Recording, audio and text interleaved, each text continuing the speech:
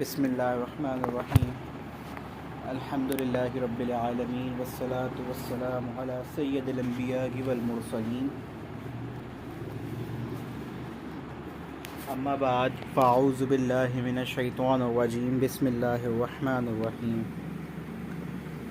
الصلاة والسلام علیک یا رسول اللہ الصلاة والسلام علیک یا حبیب اللہ وعلی آلک واصحابک یا نور اللہ۔ نبی کریم رؤوف الرحیم صلی اللہ تعالیٰ علیہ وآلہ وسلم کے اوپر درود اور سلام پڑھنے کے بے شمار فوائد و برکات ہیں، جس میں سے ایک حدیث یہ ہے کہ نبی کریم رؤوف الرحیم صلی اللہ تعالیٰ علیہ وآلہ وسلم نے فرمایا، جس شخص نے مجھ پر ایک بار درود پاک پڑھا اللہ عز و جل اس پر 10 رحمتیں نازل فرماتا ہے۔ صلو علی الحبیب صلی اللہ تعالی علی محمد صلی اللہ تعالی علیہ وآلہ وسلم۔ انشاءاللہ تعالی آج ہم ذوالقرنین اور یاجوج و ماجوج کے بارے میں سنیں گے کہ ذوالقرنین کون تھے اور یاجوج و ماجوج جو ہے وہ کس قوم سے ہیں اور ان کا ظہور جو ہے وہ کب ہوگا۔ ذوالقرنین کا نام سکندر ہے۔ یہ حضرت خضر علیہ السلام کے خالہ زاد بھائی ہیں۔ حضرت خضر ان کے وزیر اور جنگجو میں ان کے علم بردار ہیں۔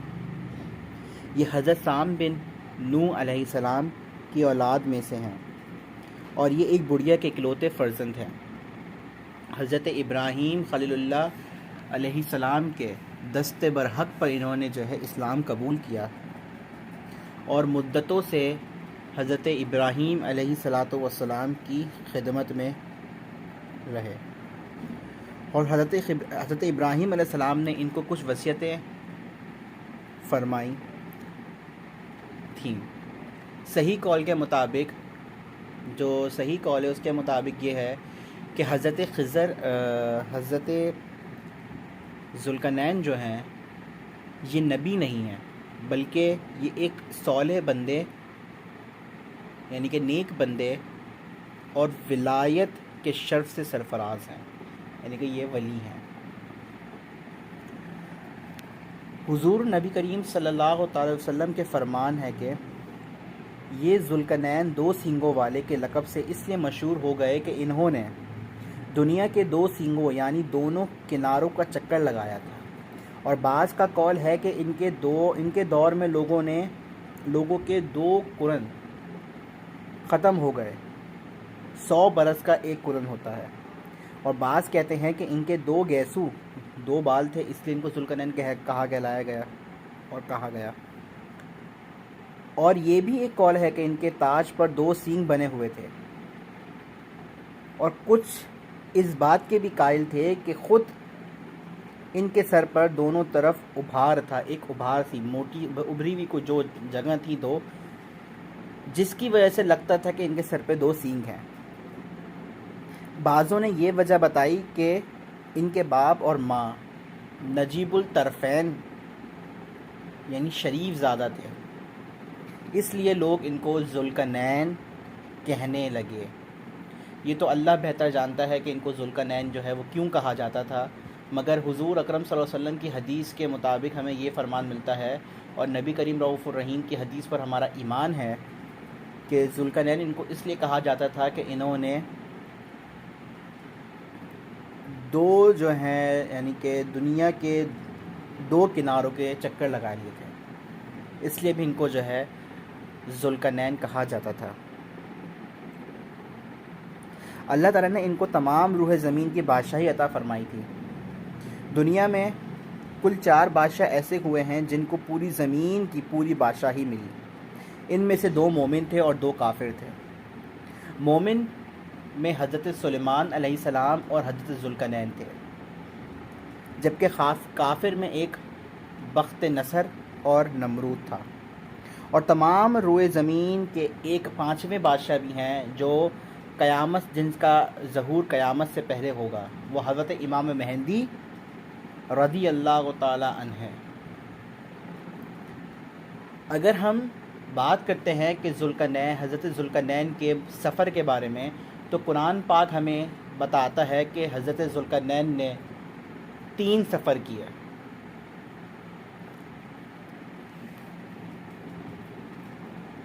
سورہ کہف کے اندر اللہ تعالیٰ نے حضرت ذوالقرنین کے 3 سفر کو بیان فرمایا۔ پہلا سفر جو تھا وہ حضرت ذوالقرنین نے اپنی پرانی کتابوں میں پڑھا تھا کہ سام بن نوح علیہ السلام کی اولاد میں سے ایک شخص نے آب حیات کے چشمے سے پانی پی لے گا تو اس کو موت نہ آئے گی، اس لیے حضرت ذوالقرنین نے مغرب کا سفر کیا۔ آپ کے ساتھ حضرت خضر علیہ السلام بھی تھے، وہ تو آب حیات کے چشمے پر پہنچ گئے اور آپ اس کا پانی بھی پی لیا، مگر حضرت ذوالقرنین کے مقدر میں نہیں تھا، وہ محروم رہ گئے۔ اس سفر میں آپ جناب مغرب روانہ ہوئے تو جہاں تک آبادی کا نام و نشان ہے وہ سب منزلیں طے کر کے آپ ایک ایسے مقام پر پہنچے کہ انہیں سورج غروب کے وقت ایسا نظر آیا کہ وہ ایک سیاہ چشمہ میں ڈوب رہا ہے، جیسے کہ سمندری سفر کرنے والوں کو آفتاب سمندر کے کالے پانی میں ڈوبتا نظر آتا ہے۔ وہاں ان کو ایک ایسی قوم ملی جو جانوروں کی کھال پہنے ہوئے تھے، اس کے سوا کوئی دوسرا لباس ان کے بدن پر نہیں تھا، اور دریائی مردہ جانوروں کے سوا ان کی غذا کا کوئی دوسرا سامان نہیں تھا۔ یہ قوم ناسک کہلاتی تھی۔ حضرت ذوالقرنین نے دیکھا کہ ان کے لشکر بے شمار ہیں اور یہ لوگ بہت سی طاقتور اور جنگجو ہیں، تو حضرت ذوالقرنین نے ان لوگوں کے گرد اپنی فوجوں کا گھیرا ڈالا، ان لوگوں کو بے بس کر دیا۔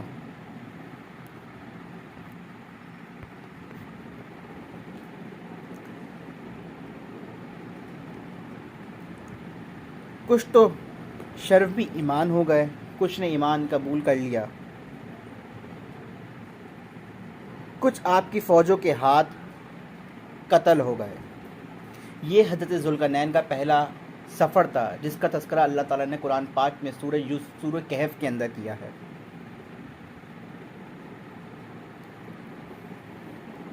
قرآن پاک میں دوسرے سفر کے بارے میں آتا ہے، پھر آپ نے مشرق کا سفر فرمایا، یہاں تک کہ جب سورج طلوع ہونے کی جگہ پہنچے تو یہ دیکھا کہ وہاں ایک ایسی قوم ہے جس کے پاس کوئی عمارت اور مکان نہیں ہے۔ ان لوگوں کا یہ حال تھا کہ سورج طلوع ہونے کے وقت یہ لوگ زمین کے غاروں میں چھپ جاتے تھے اور سورج ڈھل جانے کے بعد غاروں سے نکل کر اپنی روزی کی تلاش میں لگ جاتے تھے۔ یہ لوگ قوم منسک کہلاتے تھے۔ حضرت ذوالقرنین نے ان لوگوں کے مقابلے میں بھی لشکر آرائی کی، اور جو لوگ ایمان لائے ان کے ساتھ بہترین سلوک کیا، اور جو اپنے کفر پر اڑے رہے ان کو قتل کر دیا۔ اب قرآن پاک میں حضرت ذوالقرنین کے تیسرے سفر کے بارے میں آتا ہے۔ تیسرا سفر کیا تھا؟ پھر آپ نے شمال کی جانب سفر فرمایا، یہاں تک کہ 2 پہاڑیوں کے درمیان سدین کہتے ہیں میں پہنچے، تو وہاں کی آبادی کی عجیب اور غریب زبان تھی۔ ان لوگوں کے ساتھ اشاروں سے بمشکل بات چیت کی جا سکتی تھی۔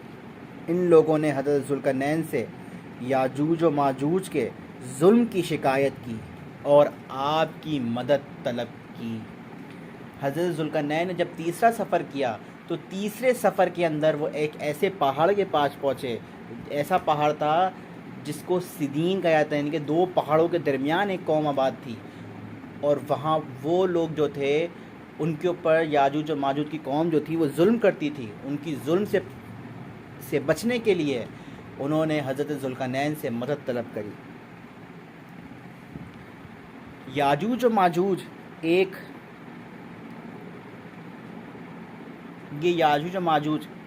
یافز بن نوح علیہ السلام کی اولاد میں سے ایک فسادی گروپ ہے، اور ان لوگوں کی تعداد بہت ہی زیادہ ہے۔ یہ لوگ جنگجو، خونخوار اور بالکل ہی وحشی اور جنگی ہیں، جو بالکل جانوروں کی طرح رہتے ہیں۔ موسم ربیع میں یہ لوگ اپنے غاروں سے نکل کر تمام کھیتیاں اور سبزیاں کھا جاتے ہیں، اور خشک چیزوں کو لاد کر لے جاتے ہیں۔ آدمیوں، جنگلی جانوروں، یہاں تک کہ سانپ، بچھو، گرگٹ اور ہر چھوٹے بڑے جانور کو بھی کھا جاتے تھے۔ یہ یاجوج و ماجوج ایک ایسی قوم تھی جو یافس بن نوح علیہ السلام کی اولاد میں سے ایک فسادی گروہ تھا، جو نکلتے تھے اور ساری ہریالی اور سب پانی وانی سب پی لیتے تھے، یہاں تک کہ انسانوں کو بھی کھا جاتے تھے۔ آدم خور بھی تھے یہ لوگ، آدم خور بھی تھے، انسانوں کو بھی کھا جاتے تھے، جنگلی جانوروں کو کھا جاتے تھے، یہاں تک کہ سانپ، بچھو، گرگٹ، ہر چیز کو یہ کھا جاتے تھے۔ حضرت ذوالقرنین سے لوگوں نے فریاد کی کہ آپ ہمیں یاجوج و ماجوج کے شر سے اور ان کی ایذا رسانیوں سے بچائیں، اور ان لوگوں نے ان کے عوض کچھ مال دینے کی بھی پیشکش کی، تو حضرت ذوالقرنین نے فرمایا کہ مجھے تمہارے مال کی ضرورت نہیں ہے، اللہ تعالیٰ نے مجھے سب کچھ دیا ہے، بس تم لوگ جسمانی محنت سے میری مدد کرو۔ چنانچہ آپ نے دونوں پہاڑوں کے درمیان بنیاد کھدوائی۔ جب پانی نکل آیا تو اس پر پگھلا ہوا تانبے کے کوئلے بھروا دیے۔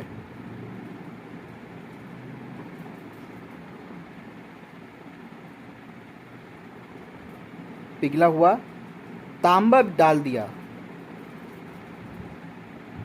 پتھر جمائے،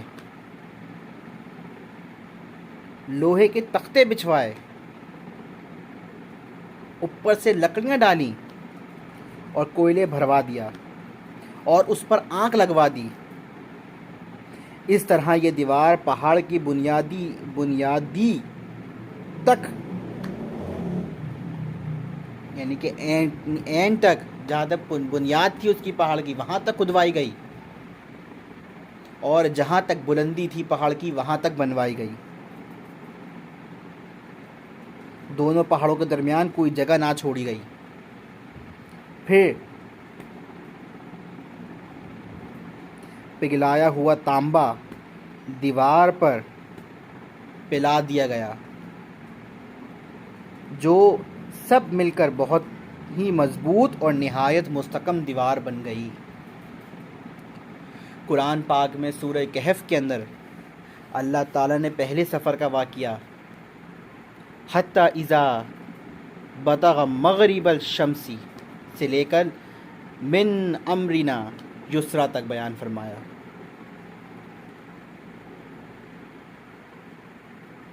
دوسرے سفر کا تذکرہ اللہ تعالیٰ نے ثم اتبع سبابا تک فرمایا۔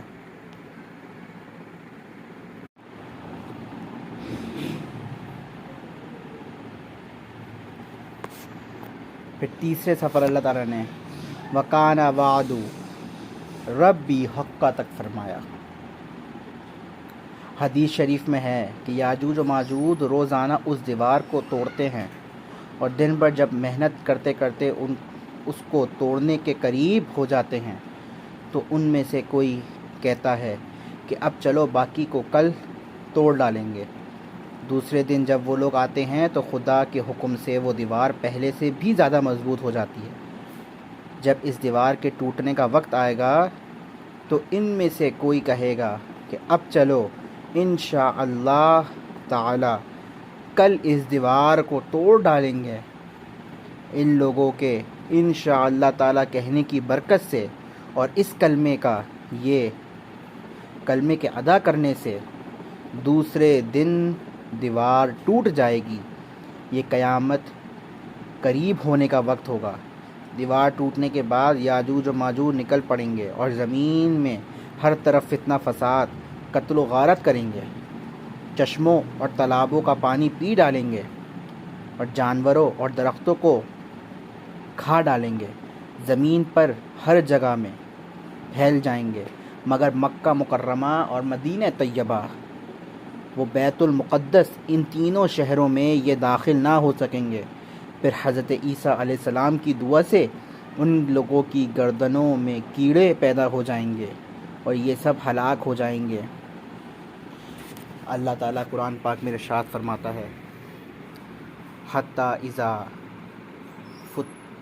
فتحت یاجوج و ماجوج وہم من کل حداب ینسلون، یہاں تک کہ جب کھولے جائیں گے یاجوج و ماجوج اور وہ ہر بلندی سے ڈھلکتے ہوں گے۔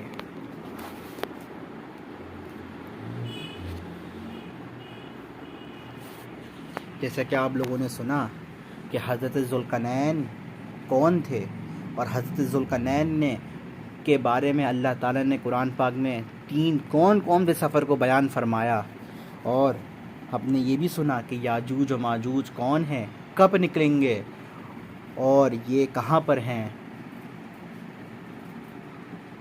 اور قرآن پاک میں اللہ تعالیٰ نے ان کو کس طرح ان کے بارے میں اللہ تعالیٰ نے قرآن پاک میں کس طرح بیان فرمایا۔ اللہ تعالیٰ سے دعا ہے کہ اللہ تعالیٰ ہم سب کو یاجوج و ماجوج کے شر سے اور شیطان کی شر سے محفوظ فرمائے۔ آمین ثم آمین یا رب العالمین، والصلاۃ والسلام علی سید الانبیاء والمرسلین۔